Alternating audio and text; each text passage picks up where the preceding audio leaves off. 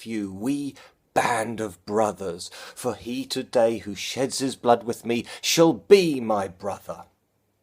That's right, today at History Gems is doing the Battle of Agincourt. Now, Agincourt. It sears itself into the English psyche, and in the year 2015 we'll be celebrating or commemorating 600 years since this particular battle. The famous Henry V has been splashed across the pages of history and of course immortalised in one of Shakespeare's plays. We don't actually know if he said those words, but he certainly was a rousing speechmaker, and this is one of the plays that Shakespeare got the history largely right. However, what's going to be interesting in the year 2015 is how much of the rest of the story is going to be told. Perhaps the most notable thing that is often forgotten is that the English army marched into France in the middle of a French civil war. So the fact that Henry was able to pull off this genuinely remarkable military victory should be put a little bit into context that the force he faced only a few months earlier had been fighting literally amongst themselves. Henry V, much like that other great warrior king, Richard the Lionheart, has moved from history to legend. And indeed, if you're a British actor, you ache to play Henry V in the great Shakespeare play of the same name. But what we must do is unpick the fantasy from the reality. And indeed, the real Henry V ruled for barely 11 years and was dead by his mid-30s. This real portrait of him shows him from the left-hand side because on the right he had a livid scar when he was hit in the face in an earlier battle with an arrow. Henry carefully prepared his campaign of 1415, and the principal target was a siege of Harfleur, which, as you can see in this map, was basically at the mouth of the Seine, which would dominate the route to Paris. It was a good plan, and the siege didn't last too long, but it was relatively protracted, and he successfully captured the city. However, what that meant was his army had degraded and become more tired as he marched back to the safety of Calais.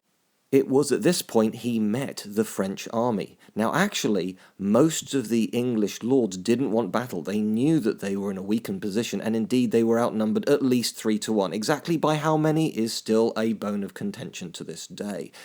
But Henry needed a big victory. Harfleur was okay, but it was hardly something that would make him a great leader. And so they met in battle. The French were all too aware of the power of the English longbow.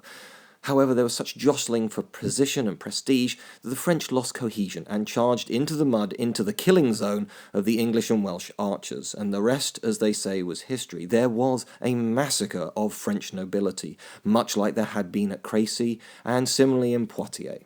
One black mark against Henry in this battle was towards the end he collected a large amount of prisoners. Then the French regrouped and attacked, and the problem was there were so many French prisoners and the English were so exhausted that he ordered no quarter, which means literally no prisoners, and they started executing a number of these French nobles. Now, this is not chivalry at its finest, but it's worth pointing out that the French were in no way going to win this battle, so another futile attempt doing the same tactic and killing more Frenchmen was pointless. But at the same time, it forced Henry's hand. He couldn't fight a battle on one flank and have enough troops to look after this large quantity of French nobles on the other. So he could have done the noble thing, and at which point he might have been attacked from the rear by all these French prisoners. So it was a very pragmatic, a very brutal solution to a problem. But there can be no doubt of the importance of this battle. It brought the French to the negotiating table. The French king at the time was mad, and they needed a strong leader, and it was agreed that when the French king died, Henry would become both the King of England and the King of France. It was just sheer bad luck that Henry was to die just a few weeks before the French king.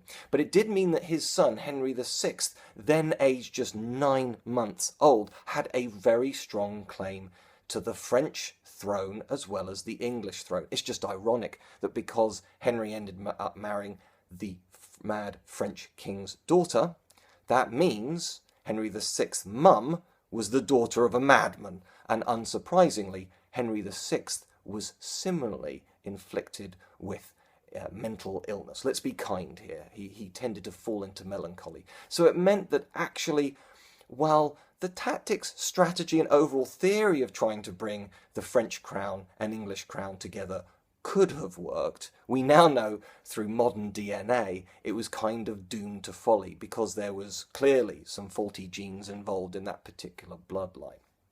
So there you go. The Battle of Agincourt, a very significant moment in both English and French history. Thank you for watching. Well, if you like that, there's always more. I'm called @HistoryGems for a reason. That's because every day on Twitter and fairly regularly on @HistoryGems on Facebook, there's always something to read.